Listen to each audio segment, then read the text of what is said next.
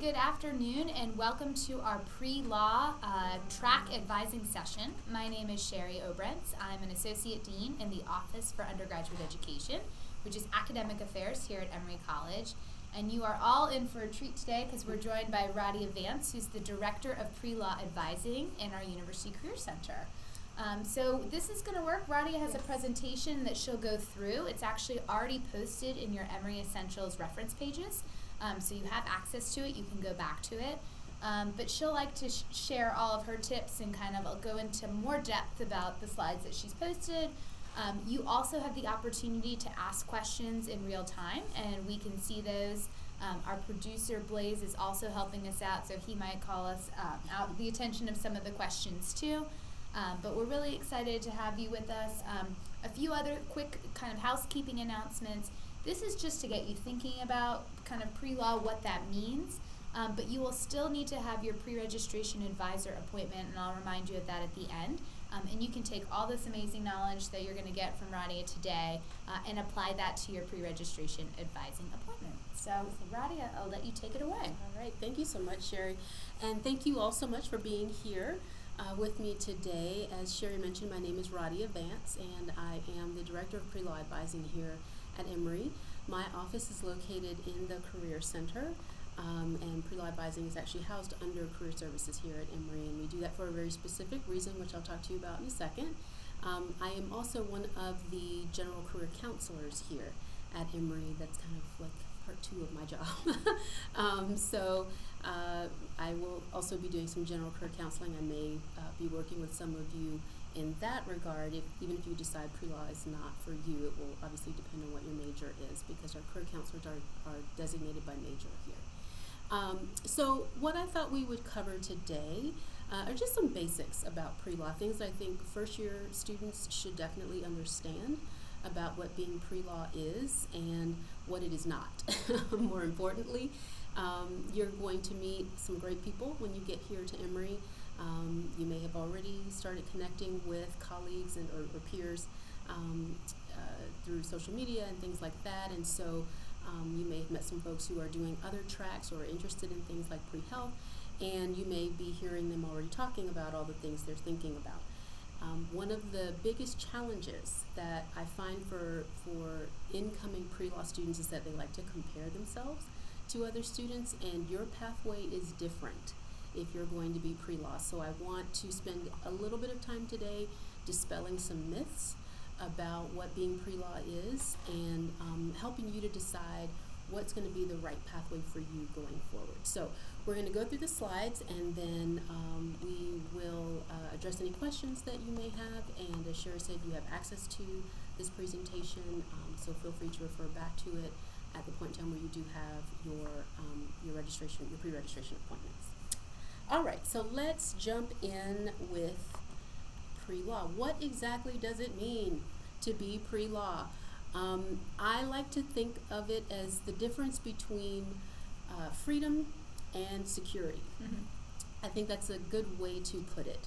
And what do I mean by that, right? Because sometimes people use those words interchangeably, and they're really not the same.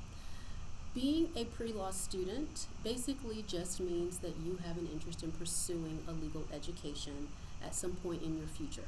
That may be right after you leave Emory, or it may be down the road. And either way, that's fine. There's no, law schools don't have a preference for whether you do that one way or the other.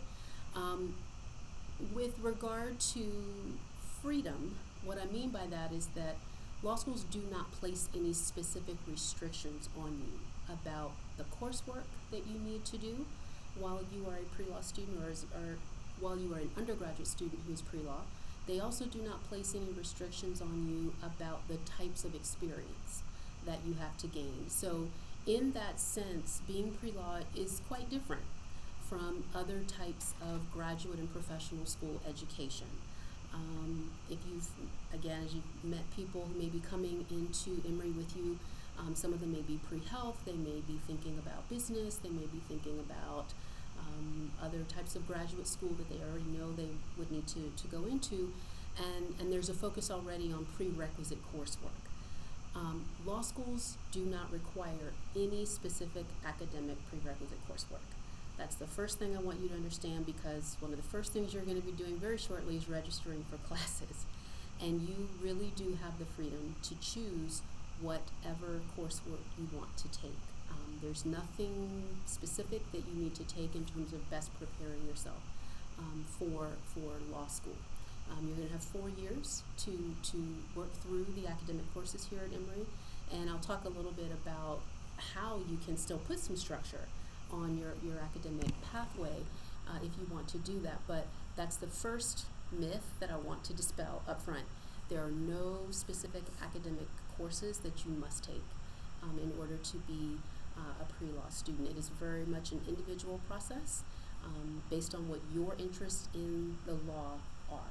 And we'll talk about, as you and I get to know one another over these next 4 years, we'll talk about how to choose courses that might specifically connect to your unique interests as you go through Emory.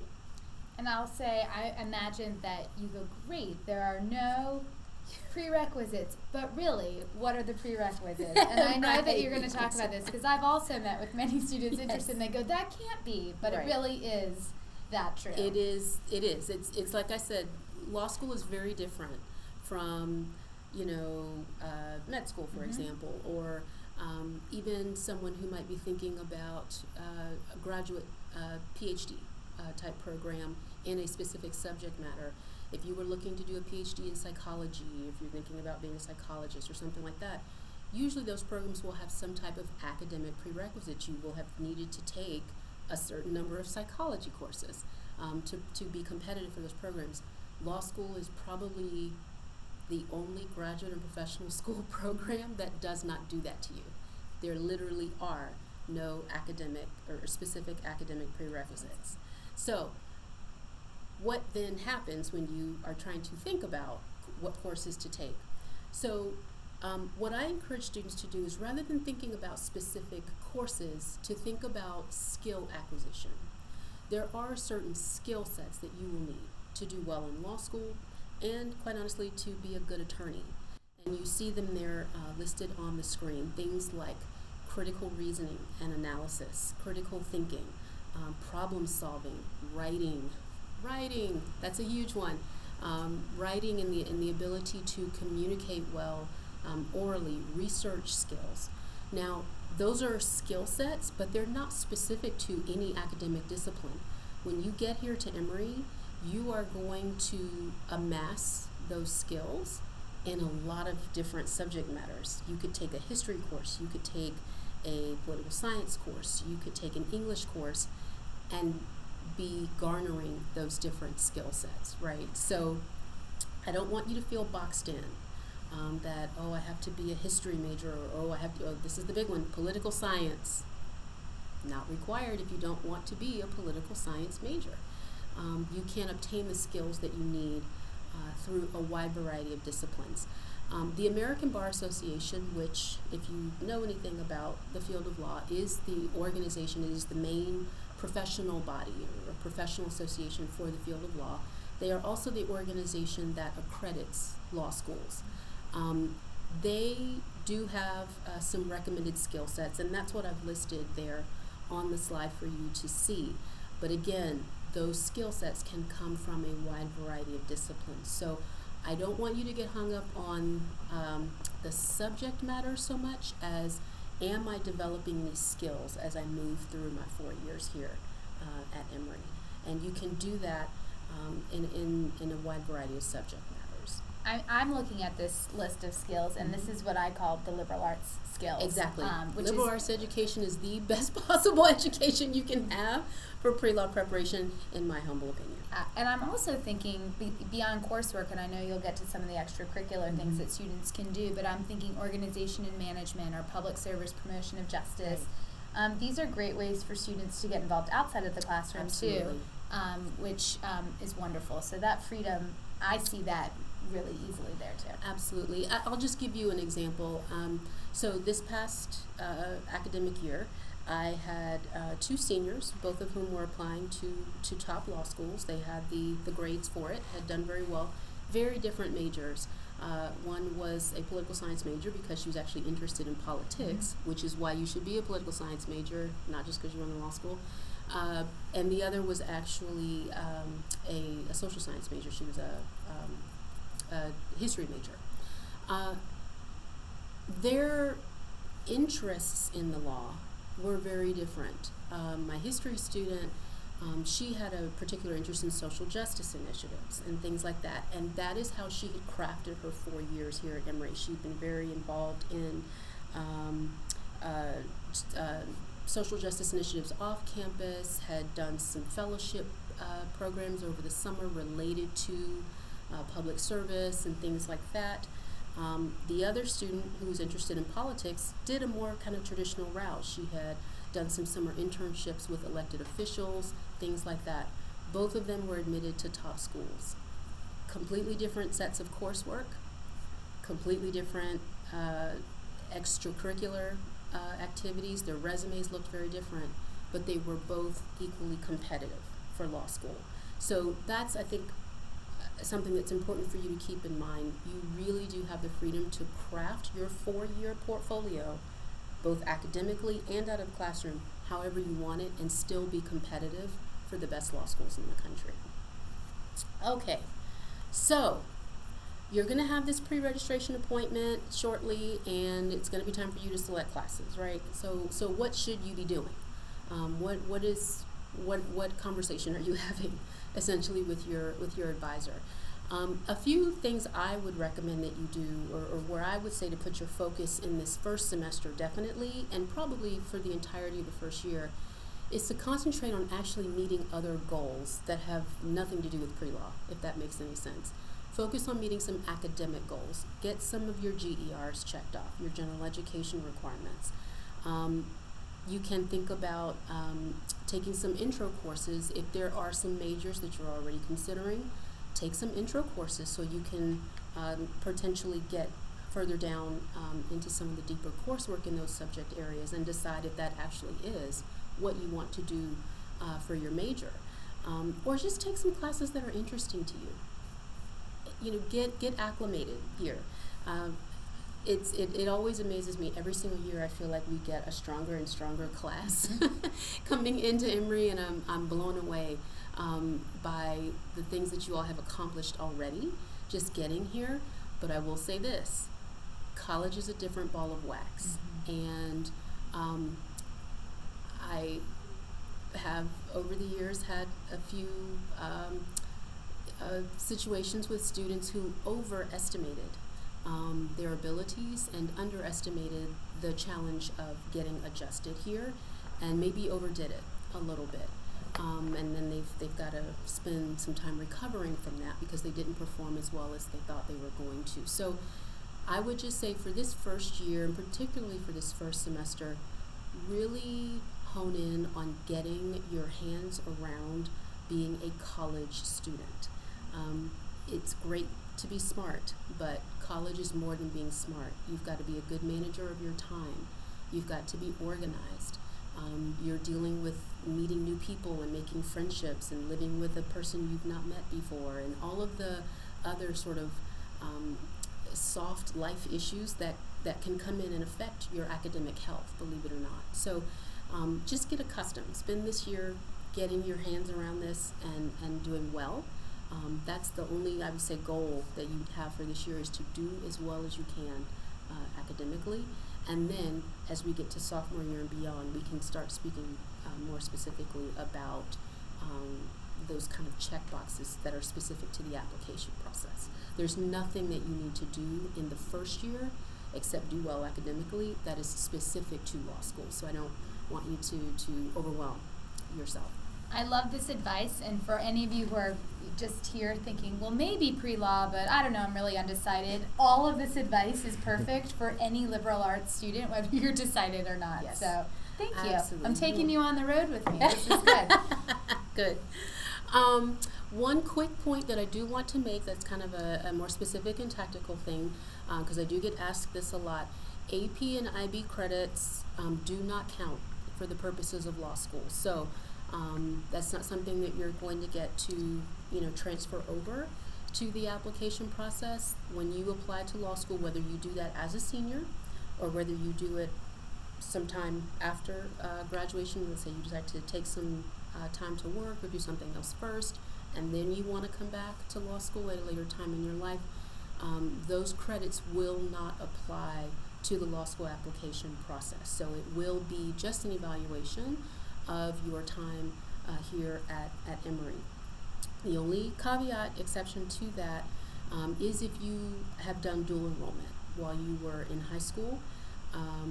Those courses will count, and you will actually have to go back to the college or university where you did that dual enrollment and get a transcript sent to the Law School Admission Council, which is the organization that administers law school admissions, and have those grades counted towards your application process. But that is specific to dual enrollment.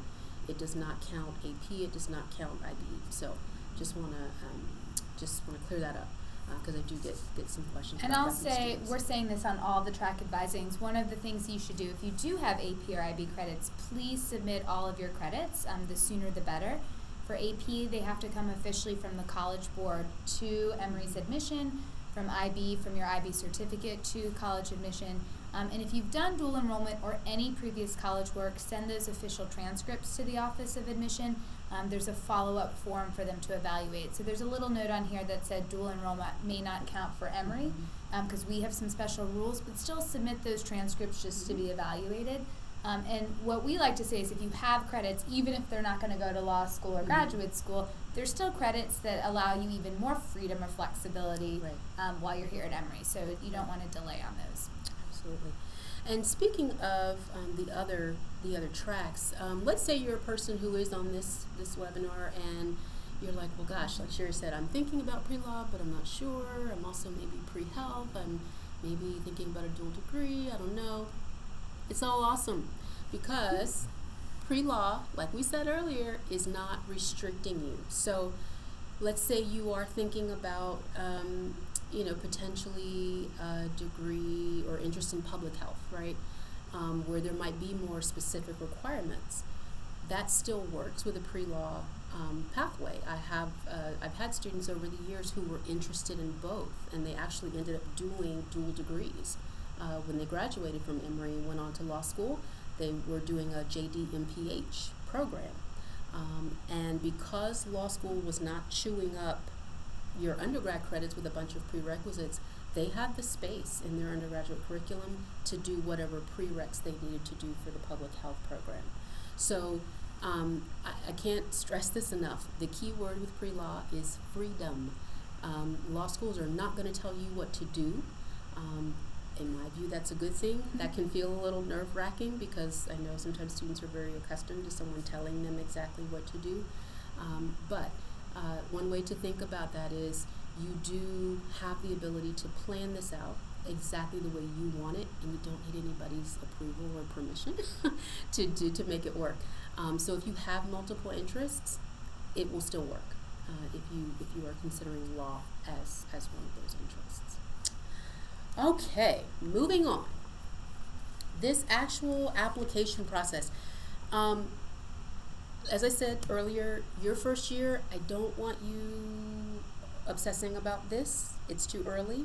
But this is one way for you to just know kind of what you'll need to do eventually. And when you do sit down to meet with me, which I would encourage you to do at some point, and I'll talk about a timeline on that shortly, this is what the application process looks like. These are the main steps, main 5 components that you will need to send in. Your GPA, which would be indicated by your transcripts. You will need to do a standardized exam. Right now, the LSAT is the main standardized exam. Some of the law schools have begun accepting the GRE as well as the LSAT. That is a growing trend. So by the time you reach senior year, that may be more standard than it is right now. So I just want to make you aware of that. But for right now, the LSAT is still the preferred exam. A personal statement, which you're very familiar with, obviously, from your application here to Emory. A resume that details your out-of-class experiences, and then, of course, your letters of recommendation, which should come from faculty here at Emory. So you'll want to be intentional about building relationships with your faculty when you get here. you are going to need those for really solid letters of recommendation. And then some schools, depending on the individual school, may have additional steps. They may have additional optional essays. Some schools do interview as a part of their process. Not all law schools. I'll tell you that the vast majority of law schools do not interview, but a number of top law schools actually do. So if you're thinking about that, if that's the range of schools that you think you might be looking at, just be prepared for that as a reality of the application process. When would you apply? You have two options. Most folks in the country, period, if you look at national statistics, the vast majority of people who are starting law school in any given year, we call them 1Ls, it's the first year of law school, are people who are coming back to school, meaning that if you look at our application numbers of seniors versus alumni, the vast majority of our total applicant pool here from Emory in any given year will always be more heavily dominated by our alumni. We average right now around 50 or so seniors applying. That number is going up because the numbers of people applying to law school generally are going up nationally. That's just a trend that's happening right now. So I do expect that number to increase. There is no penalty for waiting to take time between undergrad and law school. Some people get concerned that it makes them less competitive if they don't go straight through. That is not true. So that's another myth that I want to bust for you today. If you decide that you want to do something else between college and law school, please do that thing. Please do that. The commitment to go to law school it's a career commitment, and this is what I referenced earlier when I said that the pre-law advising is housed under the Career Center. At its core, the decision to go to law school is a career decision, okay? And that's why pre-law advising is housed under the Career Center. I want you all to understand that when you make the decision to pursue a legal education, your legal career really begins the first year of law school. It does not begin when you graduate from law school. And so the decision that law school or being a lawyer is the right move for you is really a decision to make at the point where you apply, not at the point where you enroll, okay? So if you get to your senior year and you know that you're interested in law school, but quite honestly, you're just not feeling more school right now, wait. There's no penalty in doing that. You can go do a great work experience that will help to beef up your resume. That will probably make you more competitive. I have a number of students who did that this year. They've gone on to do great fellowship programs, just get full-time work experience in an interest area that they have in the law. I have students who are, for example, thinking about going into environmental law. They didn't want to go straight through. They went and worked for the Forestry Service for a year because it's going to teach them about the environment. And then when they come back to law school and start taking those environmental law classes, things are going to make a lot more sense to them. So that's one way to think about the timing on when you want to apply. You can absolutely go straight through and be competitive, but you can also take time and be competitive as well. So we have a question that's, you might get to this, but a little bit kind of related about the types of experiences that might help. And so I think it looks like Ash is asking, do law schools look for or prefer law experience, internships, etc. as an undergrad? The example you just gave were not law specific and they were post undergrad. Sure. So while, we've talked about the freedom of classes, but for some of those out of class activities. Yeah, so that freedom extends to experience. I actually don't encourage students to spend a ton of time trying to rack up law-related experience. I think it's important to have exposure to the law in the sense that you do some what we call informational interviewing with lawyers. Talk to people who do this job every day as a way to learn more about the profession, but it's actually a little bit of a challenge to get legally related experience as an undergraduate student, particularly in a law firm environment, because you all don't have the skill sets that they need for the work that they're trying to get done. So rather than like banging your head up against the wall trying to break into a law firm, another thing that you can do is actually to look for experience that connects to your interest in the law. So the example I just gave of my student who went and worked for the Forestry Service, that was because she had an interest in environmental law. And from a law school's perspective, that makes perfect sense. Law schools, again, do not expect you to come in the door with legally related experience. They do not give any type of admissions brownie points for that. Some people do that kind of thing because they assume it makes them more competitive. That is not true, so I want to bust that myth. You are not more competitive because you come into the application process with legally related experience. It can certainly convey that you have a genuine interest, and that's good. But a person who states in their personal statement that they have an interest in corporate law, and their resume is full of consulting internships and investment banking internships or marketing internships that are business related, that person is just as competitive as a person who may have done an internship in the business practice of a law firm. One is not more competitive than the other. So, and on a related note too, it looks like Andrew asked this question: if they wanted to go into a specialized law field, like being a patent attorney, it says, should we try to plan our coursework around the field, like chemistry or pharmaceuticals? And that seems to align a little bit more with like the interests that you were talking about. So let me address patent law very quickly, because that is actually the one area where, if you know that that's the path you want to go down, you actually do need to come and talk to me about that. Thank you for bringing that up, Andrew. Come see Radia. For those of you who are thinking about patent law, and that's only because the U.S. Patent and Trademark Office, the USPTO, who administers the patent bar exam, that is a different bar exam from the general bar exam, there are certain academic course requirements that you must have to sit for that particular bar exam.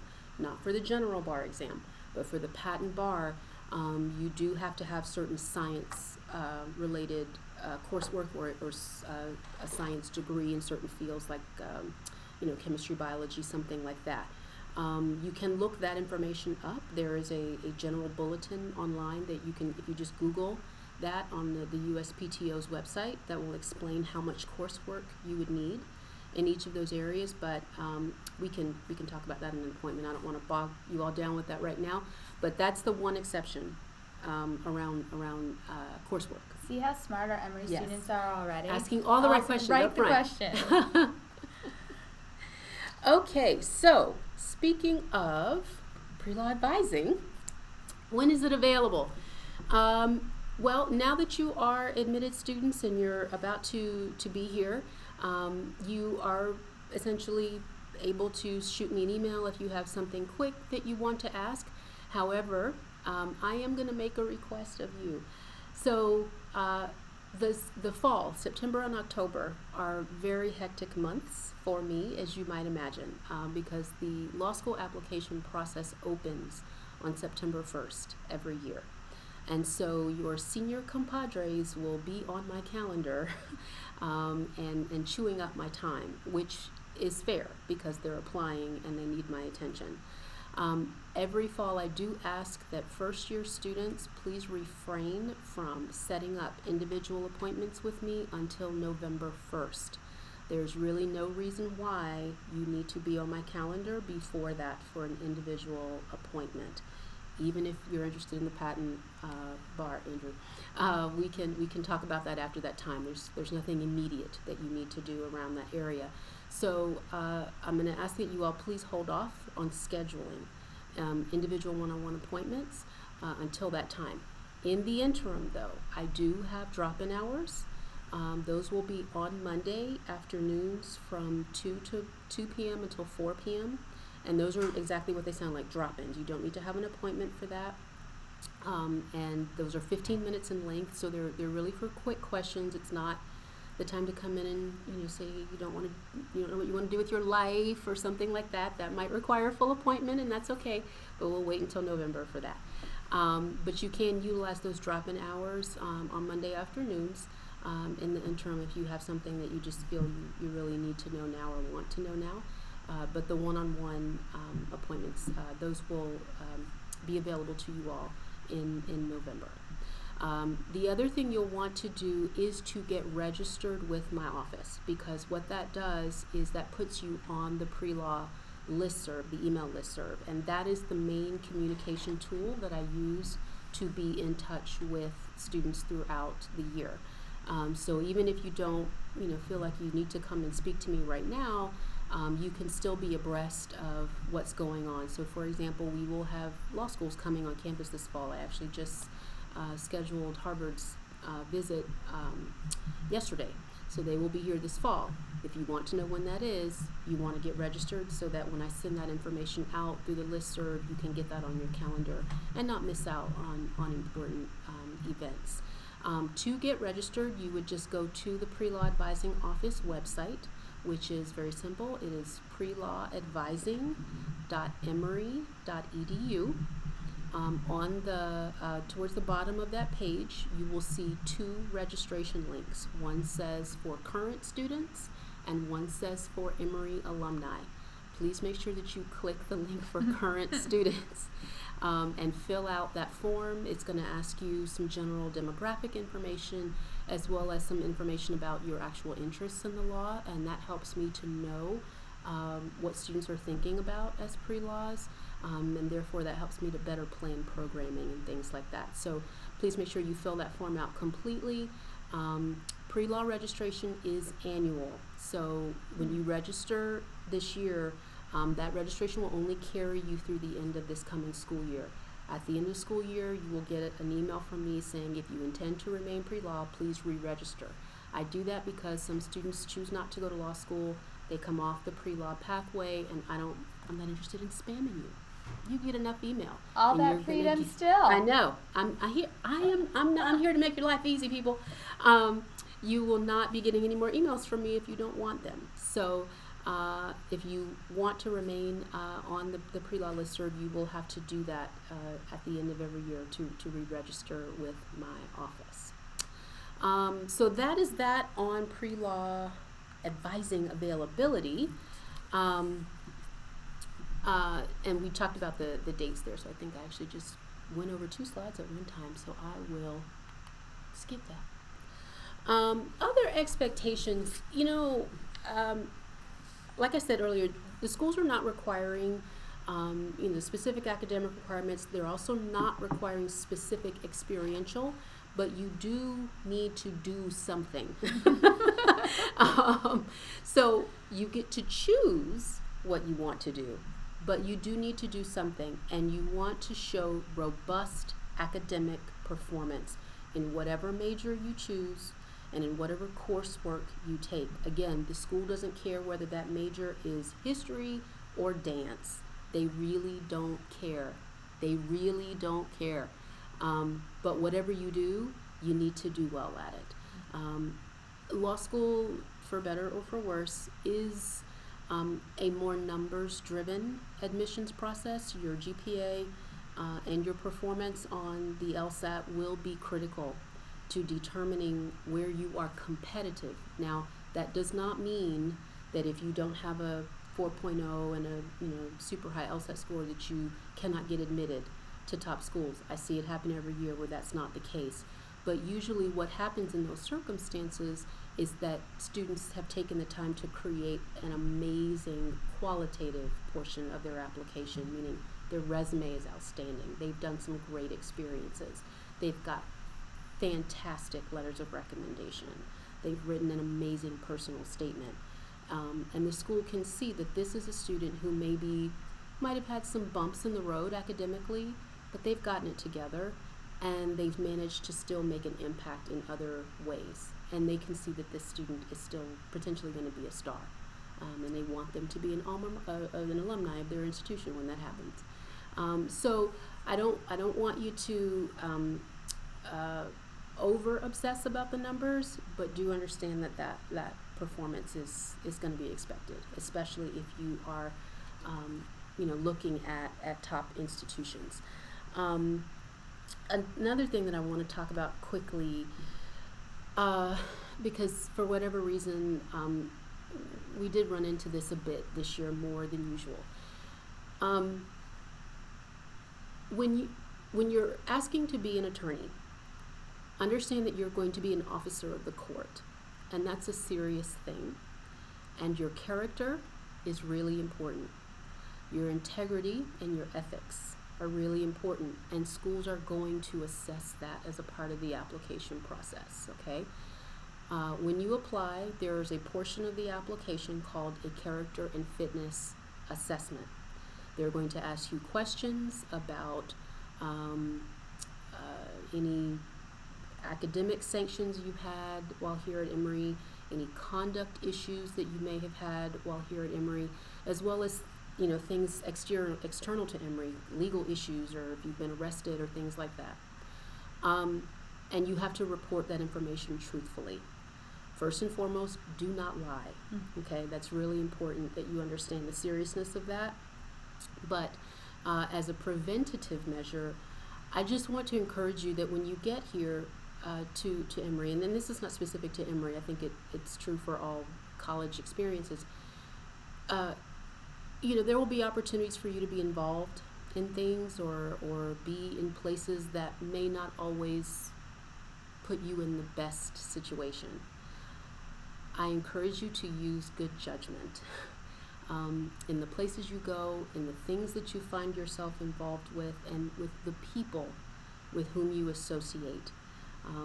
I spent maybe a little too much more time than I wanted to spend this past year helping students write explanatory statements about difficult things in their past as a part of their law school applications. Are those things necessarily going to preclude you from admission? No. But is it really what you want to be doing with your application? No. So just be wise. Use good judgment. Like I said, if something starts happening around you that you're not comfortable with, do not be afraid to remove yourself from that situation. It's a lot. It may be uncomfortable in the moment to look like, a square or lame or whatever. Let me tell you what's more uncomfortable than that. Having to write an essay to a law school about why you got arrested for something stupid. That's a lot more uncomfortable. So, that's my mom moment for the day, and we're going to clip my, that. We're going to take getting that off my soapbox. And actually, that's really just good advice for all of our college students. And I think, especially for those of you who are interested maybe in applying to other programs, you're not sure if it's law or medicine or business or any of these professional organizations, whatever you're planning to do in a career, often have accrediting bodies that really are looking at character. Yes. So I think law school is up there at the very, very top, but a lot of these others are too. So I think that's just a good message in life. So we second that. Yeah, and for law school in particular, it's not just the application moment where that matters. If you follow this out, we talked earlier about the bar exam. You're going to go through 3 years of law school, and then at the end of that, you have to sit for the bar. They're going to also review your character and fitness way more in depth than the law school did. And if there's any discrepancy between what you reported on your law school application and what you then report when you apply to the bar, that's a problem. And unfortunately, I have run into that with alums who were not truthful when they applied, and now they're running into issues. So this is something I just want you all to be aware of, because there can be a tendency to think, oh, I was just a young, dumb college student and I was flitting about and it was fine. That may be true, but that doesn't mean it will not have repercussions for you down the road. So just, be thoughtful. That's all. And moving on. Okay. Orientation will be here shortly. Yay! So at orientation, the pre-law sessions are going to be on that Monday before classes begin in the afternoon. I believe it's 2:30 and 3:15, somewhere around there. You can choose whichever one of those sessions you want to come to. There are 2 of them, so you can work that into your schedule. And at that session, I will talk, more in depth about the programs and services that we offer. I'll have more specific dates for you at that time about some of the larger programs that will be happening in the fall that pertain to pre-law advising, particularly law schools coming on campus and things like that. Other sort of FAQs related to being pre-law, and just general discussion at that point. And of course, we will get to meet in person. This e-meeting is good, but I like to touch and shake hands and stuff like that. So we'll do all of that at orientation. Before that point, though, what I would encourage you to do, and I think this will be helpful to you to take yourself through this exercise before your pre-registration appointment, is to really do some self-assessment and ask yourself these questions about your interest in the law, what kinds of things you've done so far to foster that interest, and even a step further than that, what sorts of things do you think you'd like to do as a college student to further your interest in the law? And are there any particular practice areas within the law that you're already considering? I have students who come in every year and they already know, they want to be a criminal lawyer, or they want to do family law, or they want to do environmental law, because these are topics and issues that they've already been passionate about in their lives for whatever reason. And that's great, because it can help you to focus your energy, focus your efforts.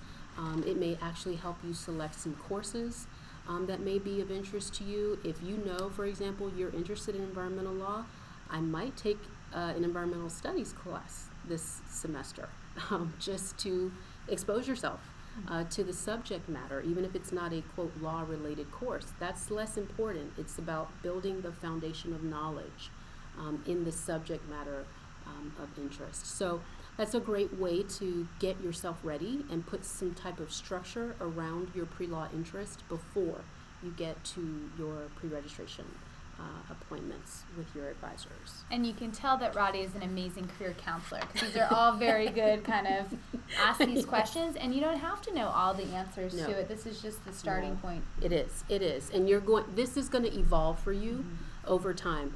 I've been doing this a long time. You all will be my 19th first year class at Emory. Yes, I started when I was 12. No, but it's always interesting to see how students' interests progress over their time here as they take more and more classes. They get exposed to more things. They read, all kinds of literature and primary sources in their research and things like this, and the fireworks that go off in their heads about the ways that the law can be applied in the world, just things that you probably have not even thought of. And so the interests may migrate, and that's okay. We can talk about that and continue that planning over the 4 years, so have an idea of what you want to do at the point in time where you are going to apply, whether, again, that's as a senior or you decide to take some time off and then come back to the process later. And we do service alumni here. I do also work with alums, so even if you decide you want to take time off, we will still be here to help you when that time comes. So there was a question, I think we've answered it, and also there's been some nice chatter about this too, but for students interested in the business school and then going on to law, I think I could answer that. Yes, you can do that. But absolutely, you can do that. I have several BBA students who are also pre-law. A lot of them, as you might expect, are interested in corporate practice, and that makes a lot of sense. It's a major that is, again, giving them the knowledge base, foundational knowledge base in business that they will then take with them to law school. And when they start taking those corporate law classes, transactional law classes, all the business law classes that they'll take in law school, they're going to have a whole undergirding of foundational knowledge, and those courses will make more sense to them.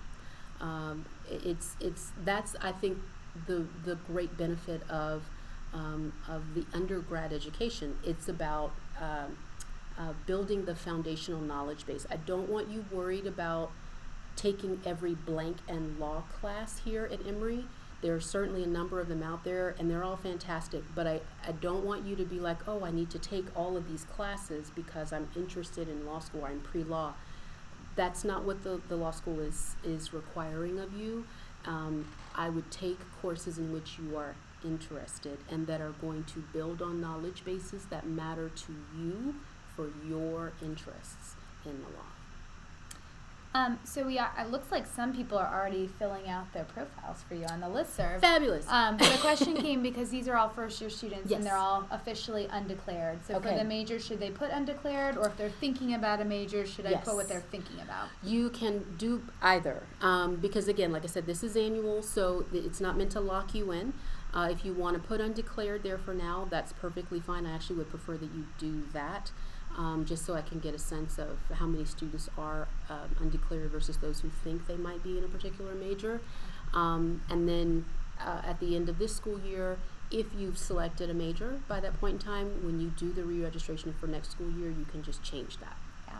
And a shout out, no first-year student is coming in with a declared major, and so Right. we don't even allow you to declare your majors Right. until second semester, which is great. Right. And just in case you're wondering when people usually or typically declare their majors, about 25% of our first-year students do it in the spring, which means 75% wait and do it sometime in their second year. So Yeah. lots of time to figure that Yes.